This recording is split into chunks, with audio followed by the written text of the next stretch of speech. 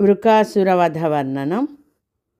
रमा जाने जाने यदिह तव भक्तेषु विभवो न सद्यः सम्पद्यः तदिह मदकृत्वा दशमिनां प्रशान्तिं कृत्यैव प्रदिशसि ततः काममखिलं प्रशान्तेषु क्षिप्रं न खलु भवदीय च्युतिकदाः।